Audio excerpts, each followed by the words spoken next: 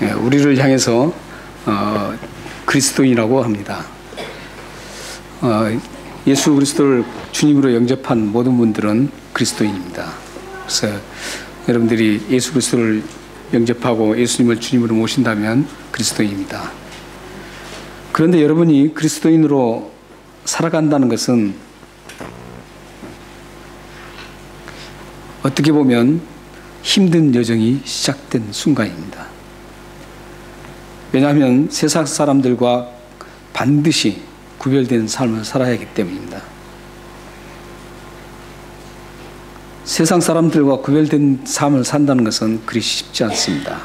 굉장히 어려운 여정입니다. 하지만 우리는 그리스도인이기 때문에 세상 사람들과 반드시 다른 삶을 살아가야 합니다. 한번 생각해 보십시오. 크리스찬이라고 하면서 악한 행동을 서슴없이 꺼림없이 할 수 있겠습니까? 정상적인 그리스도인이라면 그렇게 하지 못합니다. 또한 그리스도인이라고 하면서 나에게 피해를 준 사람을 찾아가서 갑절로 보복할 수 있겠습니까? 그렇지 못합니다.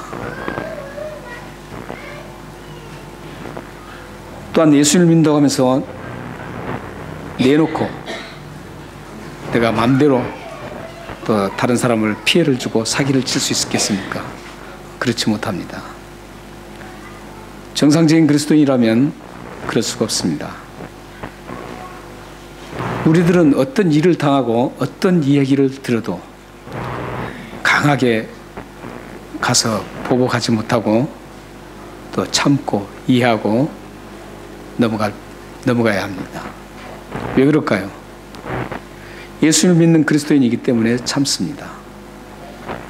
만약 그리스도인이 아니라면 가만두지 않습니다. 나에게 피해를 준 사람에게 가만두지 않고 반드시 대가를 치르게 만들 것입니다. 그러나 예수님을 주인 삼고 살아가는 그리스도인들은 그리하지 못합니다. 그리스도인들은 어떤 일을 당하고 어떤 이야기를 들어도 참고 이해하고 넘어갑니다. 왜 이렇게 억울하고 또 속상한 얘기를 들어도 참고 이해하며 넘어갈 수 있을까요? 그것은 하나님이 다 알고 계신다는 믿음 때문입니다. 우리는 하나님이 살아계신 하나님을 믿고 있기 때문에 하나님이 모든 것을 다 보고 계시고 알고 계시고 듣고 계십니다.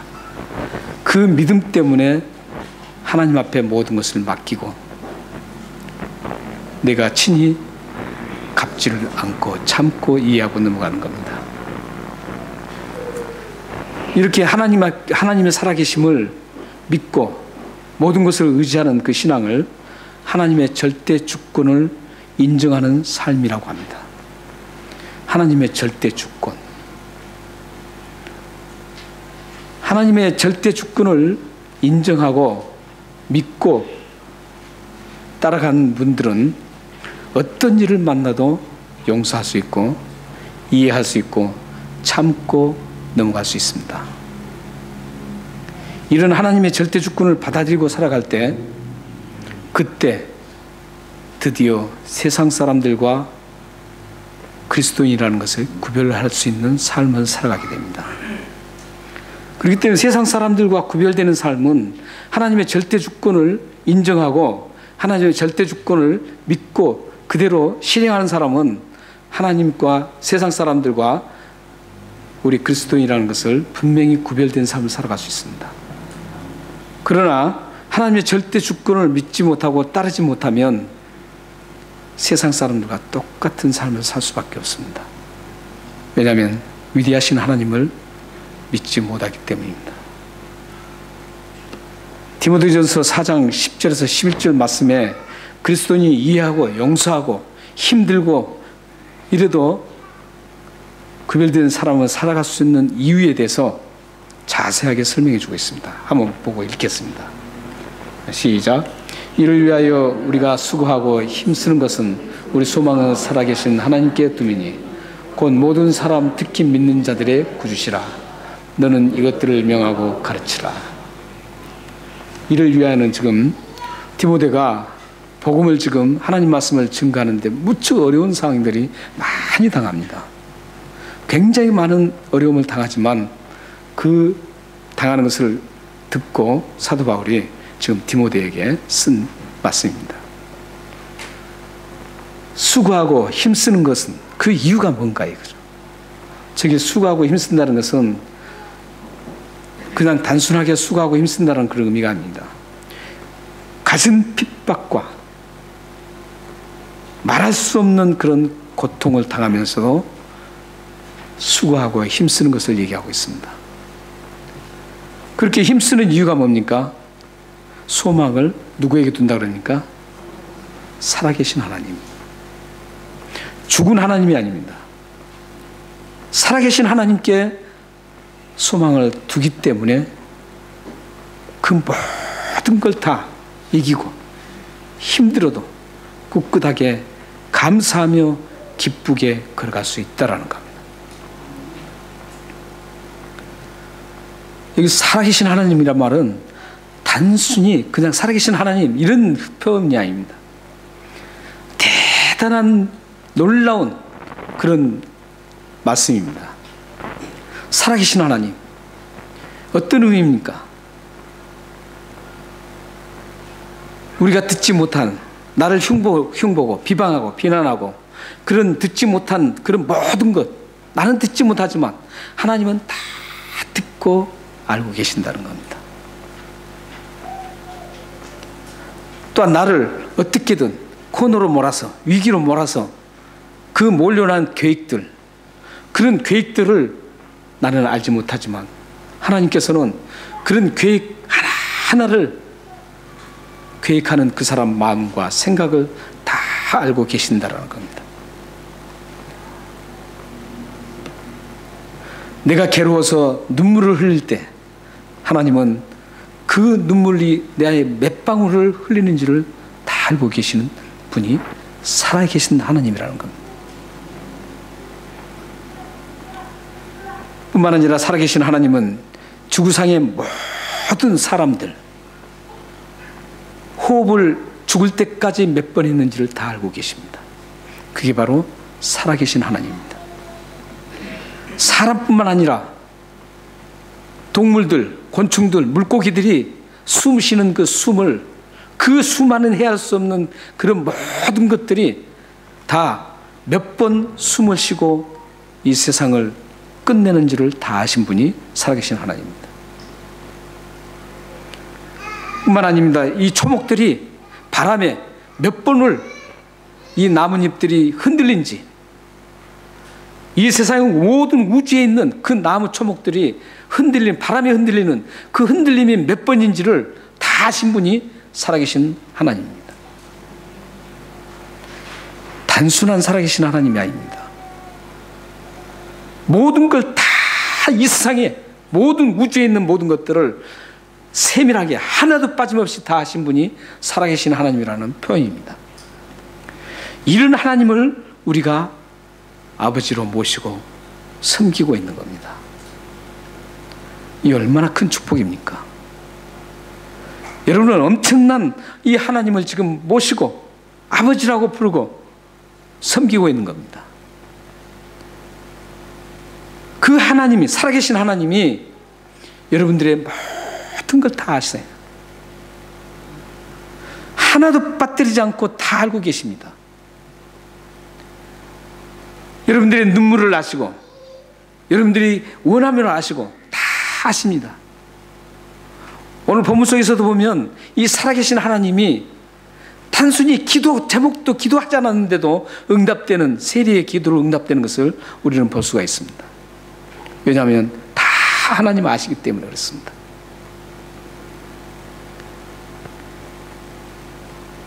오늘 말씀 10절 말씀 보면 예수님께서 비유에서도 이렇게 살아계신 하나님께 기도하는 두 사람이 등장하고 있습니다. 한 사람은 바리새인이고 한 사람은 세리입니다. 이 두 사람은 당시 이스라엘 사회에서 가장 극과 극점에 있는 사람들이었습니다. 바리새인들은 가장 의롭다고 생각했고 가장 존경받는 사람이었고 또한 사회, 정치, 종교 모든 것을 이끌어가는 그런 지도자였습니다. 그리고 이 세리는 로마 정부 밑에서 로마의 시녀가 되어서 로마인들이 추진하는 그 세금 징수를 징수하면서 순수하게 로마에서 징수하는 그 세금뿐만 아니라 자기가 그 토색하기 위해서 자기가 더 많은 것을 가지려고 그 외의 세금을 징수해서 이스라엘 사람들로부터 원망을 듣고 가장 죄인 중에 죄인이라고 창기와 함께 그렇게 상징적인 인물이었습니다. 이렇게 바리새인과 세리 이 두 사람을 지금 비교해서 예수님께서는 이 극과 극의 사람을 비교해서 지금 비유로 말씀하시고 있습니다. 바리새인은 가장 고상하고 가장 존경받고 가장 사회적으로 영향력 있는 사람이고 이 세리는 이스라엘 사회에서 완전히 왕따를 당하고 죄인 중에 죄인이었고 사회에서 아무런 영향력을 끼치지 못하고 있는 사람이었습니다. 이렇게 완전히 대조된 이 두 사람이 성전에 올라가서 기도를 합니다. 그 모습이 11절부터 13절에 나옵니다. 먼저 11절에서 12절 말씀을 보면 바리새인의 기도하는 모습이 나옵니다. 바리새인이 기도하는 모습 보면 따로 서서 기도하고 있습니다. 이 따로라는 것은 별로 좋지 않는 겁니다. 다른 사람과 섞이기 싫다는 겁니다. 자기는 다른 사람과 좀 다르기 때문에 불결한 곳에 자기는 갈 수 없다라는 겁니다. 그래서 따로 서서 기도합니다. 서서 기도하는 것은 세리도 같이 서서 기도합니다. 이 서서 기도하는 것은 유대인들의 일반적인 기도의 모습이었습니다. 유대인들은 하루에 3번 기도했습니다. 오전 9시, 그리고 정오 12시, 그리고 오후 3시 이렇게 3번 규칙적으로 기도를 했습니다. 근데 그 기도를 할 때 성전에 나가서 기도할 때는 성전 안에는 들어갈 수가 없습니다. 성전 안에는 누구만 들어갑니까? 제사장단만 들어갈 수 있습니다. 그래서 성전에서 들어가서 기도하는 곳은 여인의 뜰이라는 곳이 있습니다. 그곳에서 기도를 하는 겁니다. 그런데 이 바리새인은 여인의 뜰에서 지금 기도하고 있습니다. 그런데 다음에 보면 이 세리는 여인의 뜰에도 들어가지 못하고 이방인의 뜰에서 기도하는 것을 볼 수 있어요. 멀리 서서 기도하는 모습을 보면 벌써 여기서부터도 굉장히 많은 차이가 납니다. 이방인들은 이방 사람들만 들어올 수 있는 곳입니다. 같은 유대인이지만 이 세리는 이방인 취급을 당한 겁니다. 바리새인의 기도 내용을 한번 잘 우리는 살펴볼 필요가 있습니다. 바리새인의 기도 내용이 11절, 12절에 나옵니다. 함께 읽겠습니다. 11절, 12절 한번 읽겠습니다. 시작. 바리새인들은 서로 따로 기도하여 이르되 하나님이여 나는 다른 사람들 곧 토색, 불의에 간음을 한 자들과 같지 아니하고 이 세리와도 같지 아니함을 감사하나이다. 나는 일에 2번씩 금식하고 또 소득의 11조를 드리나 하고. 기도 내용입니다.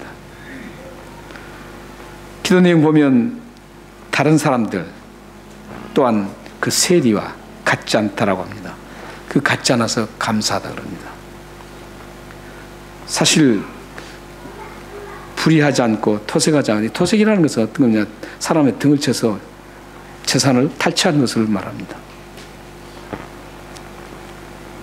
또 불의는 뭡니까? 자, 아시죠? 그냥 잘못된 일들을 막 저지르는 것이죠.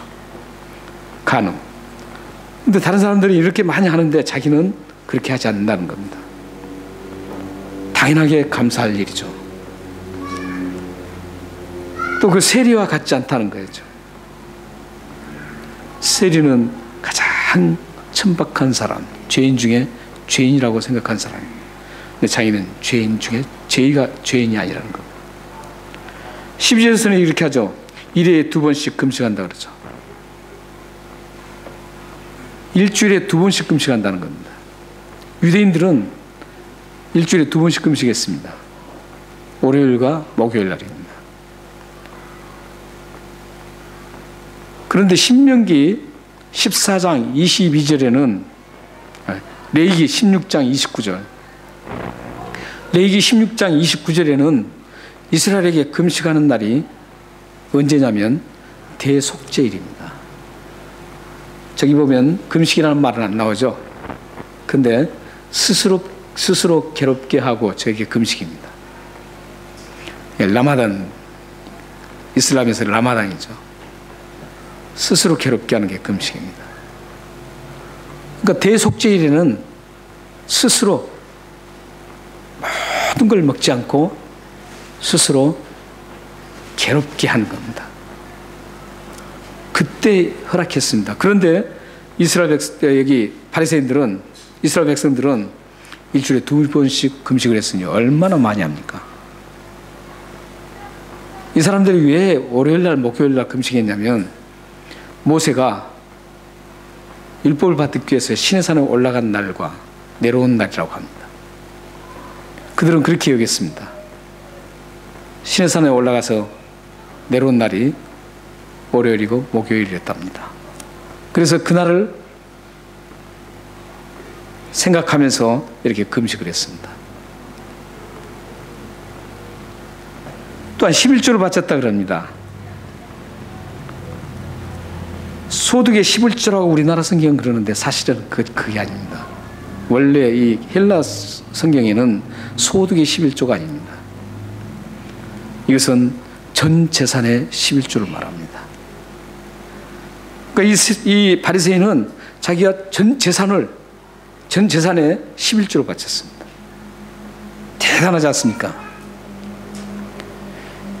일주일에 2번씩 금식한 것도 뭐 대단한데 전 재산의 11조를 바칠 만큼 아주 확실한 사람이었습니다. 이 사람은 신명기 14장 22절에서 율법이 요구하는 11조가 나옵니다. 거기 11조는 어떤 11조냐면 여기 말하는 소득의 11조를 말합니다. 그런데 이 사람은, 이 바리새인은 그 율법이 요구한 것보다 더 많이, 더 확실하게 전 재산의 11조를 드린 겁니다. 참 대단합니다.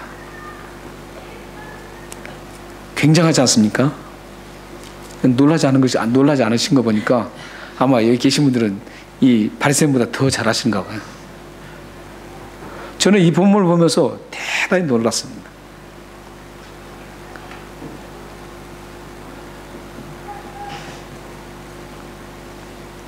세리에 기도하는 이제 모습을 우리가 한번 보면 좋겠습니다. 지금까지 우리는 이 바리새인의 기도하는 모습과 그가 어떻게 했는지를 제 기도 내용으로 우리가 한번 봤습니다. 세리에 기도하는 모습은 14절에 나옵니다. 한번 읽겠습니다. 자, 13절입니다. 시작. 세리는 멀리 서서 감히 눈을 들어 하늘을 쳐다보지도 못하고 다만 가슴을 치며 이르되 하나님이여 불쌍히 여기소서 나는 죄인으로소이다 하였느니라. 세리는 기도 내용이 별로 없습니다. 똑같이 서서 기도합니다. 그런데 세리가 멀리 서서 기도한 것, 또 11절에서도 바리새인이 서서 따로 기도하다, 서서 기도했죠. 그런데 여기는 우리나라 성경은 그냥 서서 똑같이 의미가 되지만 이 영어 성경만 봐도 다릅니다. 똑같이 섰다고 하지만 이 바리새인에 서서 기도하는 것은 수동태로 되어 있습니다. 그리고 세리가 서서 기도하는 것은 능동태로 되어 있습니다. 이건 어떤 의미입니까? 바리새인은 자기가 정말 자원해서 하나님 앞에 서서 기도한 게 아니라는 겁니다. 다른 사람을 의식해서 그 의식에 의해서 기도했다라는 겁니다. 그런데 이 세리는 자기가 스스로 기도했다라는 겁니다. 하나님 앞에 스스로 나와서 기도한 겁니다. 그런데 기도 내용이 뭐예요? 감히 눈을 들어서 하늘을 못 봅니다. 하늘을 쳐다보지 못하고 어떻게 합니까? 다만 가슴을 칩니다. 그리고 하나님 앞에 이렇게 외칩니다. 불쌍히 여겨주십시오. 이 죄인을 불쌍히 여겨주십시오. 단순히 이 기도만 하는 겁니다. 기도 내용입니다. 이게. 바리새인의 기도 내용과 이 세리의 기도 내용을 비교해 봤을 때 어떤 게 더 화려합니까?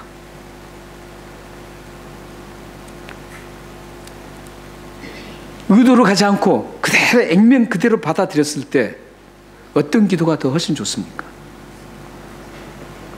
기도 내용으로 봤을 때요, 바리새인 기도가 훨씬 더 낫습니다.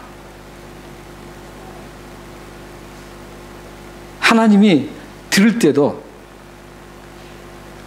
그 의도를 모르고 그냥 들으신다면 토색하지 않고 불의하지 않고 간음하지 않는 이 정말 잘 살아가는 이 바리새인, 얼마나 좋은 사람입니까?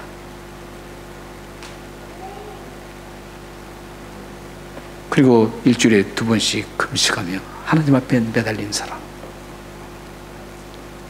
소득의 11조를 하나님 앞에 전 재산의 11조를 드린 이 바리새인, 얼마나 아름답고 좋은 기도 내용입니까?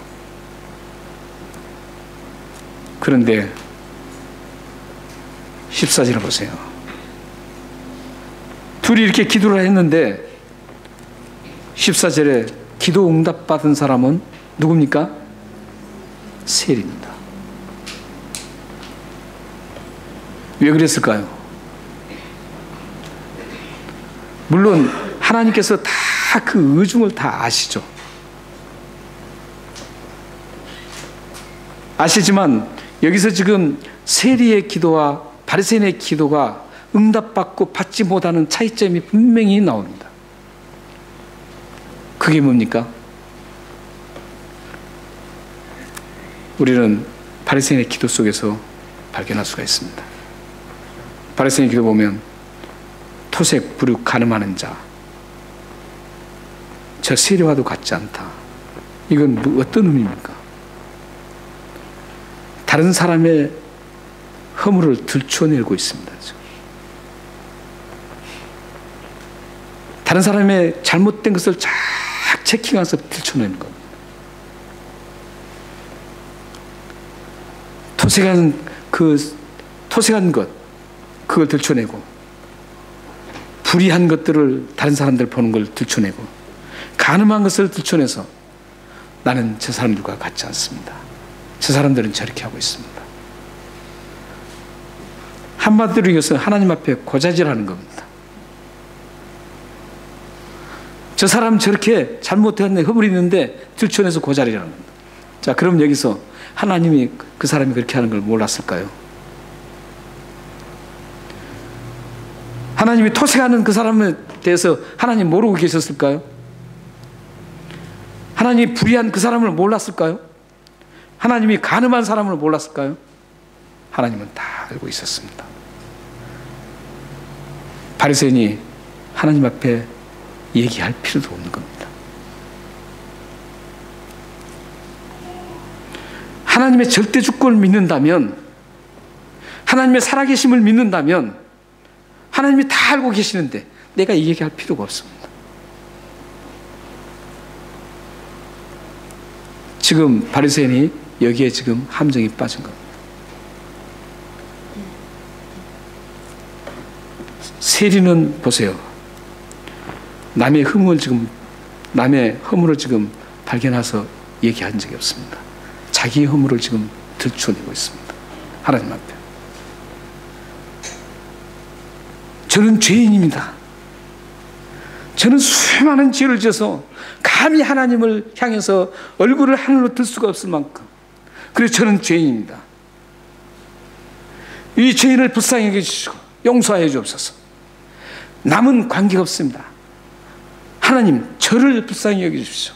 이렇게 지금 기도하고 있는 겁니다. 남의 허물을 들추지 않습니다.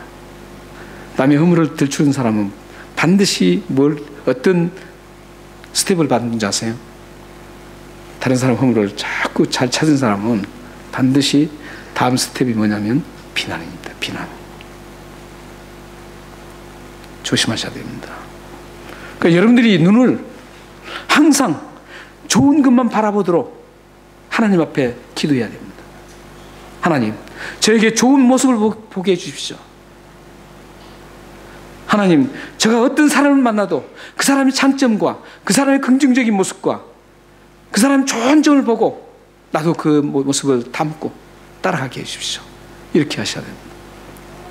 근데 여러분들이 자꾸 부정적인 모습을 보고 허물을 보고 들추면 나도 모르게 그곳에 나도 허물을, 그 사람의 모습을 그대로 담아가게 되어 있습니다. 지금 기도에 응답 못 받은 그 이유가 분명히 이제 밝혀졌죠. 뭡니까? 내 자신을 허물을 보고 내 자신을 하나님 앞에 내놓느냐, 아니면 다른 사람의 허물을 들추어서 비난하고 하나님 앞에 내놓느냐, 여기에서 지금 판가름이 납니다. 우리는 기도할 제목이 참 많습니다. 이 세상 살아가면서 기도해야 할 제목이 너무 많습니다. 건강을 위해서도 기도해야 되고, 나에게 묶여진 그 문제 때문에 기도해야 되고, 자녀들을 위해서도 자녀들의 앞길이 잘 풀릴 수 있도록 기도해야 되고, 우리 가정이 사랑과 기쁨으로 가득 넘치도록 기도해야 됩니다. 우리는 기도 제목들이 너무너무 많습니다. 그 기도 제목들을 응답받기 위해서는 어떻게 해야 되는 줄 아세요? 여러분의 삶이 세리처럼 살아가야 됩니다. 삶의 기도가 세리와 같아야 됩니다. 여러분들이 아무리 기도해도 다른 사람의 허물을 들추어서 그 사람을 비방하고 그 사람을 원망하고 이렇게 되면 기도 응답받지 못합니다. 기도 응답이 없습니다. 오늘 이 본문 속에서 분명하게 우리에게 제시해 주신 예수님께서 말씀하신 말씀입니다. 기도 응답이 14절에 보면 두 가지로 응답됩니다. 이 말씀을 잘 보면 기도 응답이 두 가지가 나옵니다. 하나는 뭐냐면 의롭다 하심을 받았다는 겁니다. 이것은 죄를 용서받았다는 겁니다. 다른 사람의 죄를 자꾸 들추는 사람은 자신의 죄를 용서받지 못합니다.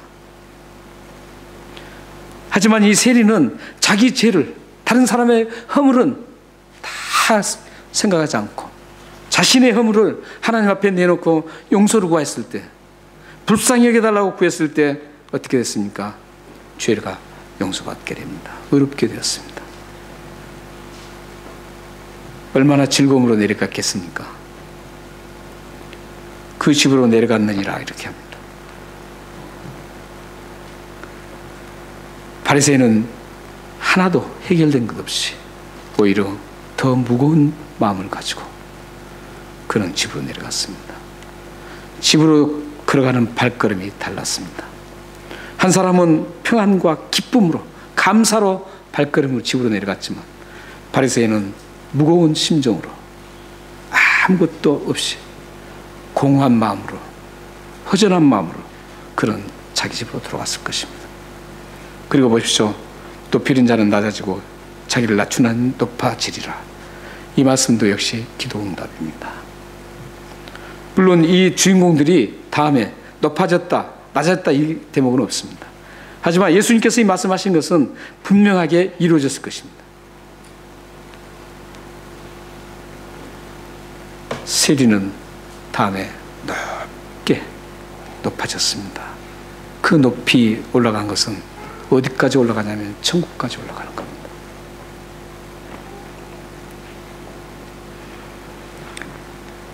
사랑하는 여러분,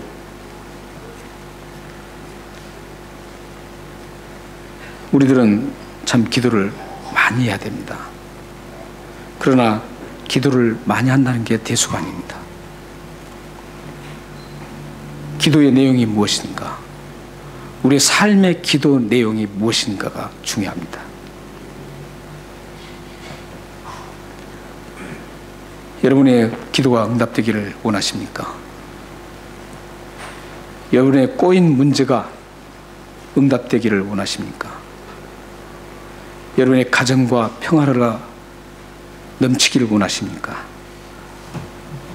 여러분의 자녀들이 하나님께 영광스럽게 쓰임받고 축복의 삶에 되기를 원하십니까? 남의 허물을 덮어주고 감싸주며 응답받습니다. 여러분이 남의 허물을 들추고 비난하면 자녀도 자신도 모르게 남의 허물을 들추고 비난하게 됩니다. 제가 그런 얘기를 한번 들은 적이 있습니다. 실질적으로 들었던 얘기입니다. 저 호주 여기 시드니 와서 들었던 얘기입니다. 어느 집사님이 교회에 굉장히 미워하는 사람이 있었습니다. 교회만 가면 그분 때문에 상처를 받는 겁니다. 그런데 교회와 그 집이 거리가 멀었습니다. 한 30분 드라이브를 해야 되는데 차 속에서 드라이브 하면서 오늘도 거기 가면 누구누구 그녀를 만나겠구나. 여자였던가 봐요. 올 때도 오늘 그녀 때문에 내가 너무 상처받았다고 두 부부가 막 얘기합니다. 뒤에는 지금 자녀들이 타 있습니다. 어린아이들이. 근데 어느 날 같이 그 그녀하고 죄송해요. 그녀 앞에서 같이 얘기를 하는데 그 어린아이가 2년이 그랬어요 그러는 거예요. 얼마나 황당했겠습니까? 바로 그 모습이에요. 부모가 그분을 정말 아름답게 막 생각하고 얘기했다면 이분이 이렇게 좋은 분이었어요. 이렇게 했겠죠. 여러분들이 그냥 비방하고 남의 허물을 들춘다면 그 허물이 나한테 머물러 버리면 그래도 조금은 괜찮아요. 그러나 그 허물이 그런 모습이 자녀들에게 그대로 대물림 된다는 거죠. 그러면 어떤 결과가 있어요? 자녀들도 하나님께서 주시는 그 놀라운 축복들을 받을 수 없다는 겁니다. 그게 더 큰 서글픔입니다. 여러분 자녀들이 나는 비록 조금 힘들고 어려워도 내 자녀만큼은 좀 하나님의 영광을 위해서 잘 성장해서 아름답게 전 세계를 다니면서 하나님을 드러내면서 살기를 원하지 않습니까? 그렇지 않아요? 자녀들이 행복하기를 원하잖아요. 여러분들이 그런 소망만 가지고 그런 기도한다고 될까요? 아니라는 거예요. 그렇게 되려면 여러분들이 삶의 기도가 먼저 정리돼야 되는 겁니다. 다른 사람의 허물을 덮어주고 다른 사람을 사랑해주고 다른 사람을 그 잘못한 것을 이해하고 용서해주고 이런 아름다운 길을 잘 가면 여러분들이 하나님 앞에 기도하지 않아도 하나님은 다 아시고 그 자녀들을 그렇게 사용하십니다. 내가 생각지도 못하는 그런 길로 하나님이 인도하십니다. 여러분들이 아무리 계획 짜고 우리 자녀를 이렇게 길리다 안 됩니다. 생각지 못하는데 그 길을 하나님은 인도해 주시는 겁니다. 사랑하는 성도 여러분, 마지막으로 우리 에베소서 2장 1절과 잠언 19장 11절을 읽고 마치겠습니다. 시작. 그는 허물과 죄로 죽었던 너희를 살리셨도다. 그가 누굽니까? 예수 그리스도십니다. 예수 그리스도께서 우리 허물만, 우리 허물밖에 없잖아요. 어느 누구도 허물 없는 사람이 어디 있습니까? 다 허물투성입니다. 다 죄악투성입니다. 이런 우리 허물과 죄를, 그래서 우리는 죽을 수밖에 없었는데 예수님께서 다 덮어주시고, 십자가에 죽으셔서 덮어주시고 우리를 살리셨습니다. 예수 믿는 우리는 예수님처럼 닮아가야 됩니다. 작은 예수로서 다른 사람의 허물을 덮어주고 용서해주고, 내가 손해를 당했을지라도 그를 위해서 축복을 빌어주고 평안을 빌어주는 그런 삶을 산다면 여러분들의 삶과 여러분 자녀들이 아주 하나님께서 분명히 기도응답을 이루어주실 것입니다. 또 한 구절 보겠습니다. 시작. 노하기를 더디하는 것이 사람의 슬기요 허물을 용서하는 것이 자기의 영광이더라. 허물을 덮어주고 용서하면 어떤, 뭐라 그래요? 영광이라는 겁니다. 손해가 될 것 같지만 그렇지 않습니다. 영광이 되는 겁니다. 이 영광 속에는 자기뿐만 아니라 자기의 모든 자녀들까지도 포함된 영광입니다. 사랑하는 여러분, 오늘 이 세리와 바리새인의 기도를 통해서 우리가 해야 할 그 기도 제목들이, 여러분들이 해야 할 그 제목들이 다 이루어지기를 소망합니다. 먼저 허물을 감싸주고 사랑하고 용서하는 그런 여러분의 삶의 기도부터 정리하시길 바랍니다. 기도하겠습니다.